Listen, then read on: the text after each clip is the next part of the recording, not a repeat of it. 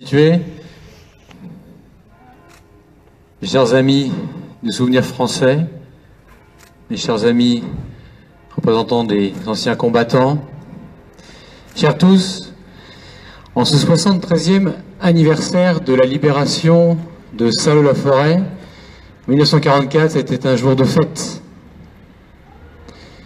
Ne laissons jamais s'effacer les anniversaires mémorables. Il faut allumer les grandes dates, comme on allume des flambeaux. Cette injonction du poète Victor Hugo, qui songeait aux glorieux événements de 1848, nous porte aujourd'hui, alors que rassemblés devant la mairie de Saint-Lô-la-Forêt, dans cette mairie chargée d'histoire, nous ravivons le souvenir de ces journées glorieuses de la libération de Saint-Lô-la-Forêt. Journée glorieuse, car il y a 73 ans, Saint-Lô-la-Forêt, après l'obscurité et les témoignages de ces personnes, de ces familles, qui sont soit morts au combat, qui sont soit morts en déportation. Ce témoignage de Saint-Lô-la-Forêt, marqué par l'obscurité, il y a 73 ans, Saint-Lô-la-Forêt a trouvé la lumière. 73 ans, qu'à force de combat, de courage et d'espérance, l'humiliation de 4 années d'asservissement prenait fin dans une allégresse extraordinaire de tout un peuple. Il y a 73 ans, Saint-Lô-la-Forêt redevenait Saint-Lô-la-Forêt, redevenait une ville libre. Les murs autour de nous, des lieux qui ont abrité la Gestapo, qui ont abrité les forces du mal, témoignent de la lutte passée.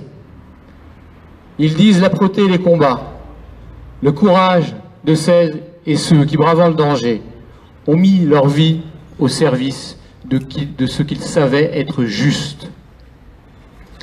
Ce souvenir est un commandement. Il nous appartient d'allumer, de raviver inlassablement la flamme de notre mémoire nationale. Chaque année, nous devons honorer ce rendez-vous que nous avons avec notre passé, que nous avons aussi avec nous-mêmes, avec nos consciences de femmes et d'hommes qui connaissent le prix de la liberté, nos consciences qui savent également cette dette envers celles et ceux qui se sont sacrifiés. La libération est venue il y a 73 ans, en quelques semaines, depuis les durs combats des plages de Normandie. Mais cette libération, tant espérée, dans le silence des cœurs, comme dans le secret des esprits, a été préparée de longue date au plus profond de la conscience nationale des femmes et des hommes qui étaient prêts au sacrifice suprême pour rester français. Avec de tels hommes, de telles femmes, l'âme française ne pouvait pas mourir. Avec des chefs tels que De Gaulle, de Lattre, de Tassigny, avec tant d'anonymes, avec tant de résistants, qui avaient charnellement la patrie au cœur, la France ne pouvait pas mourir. Qu'en est-il aujourd'hui?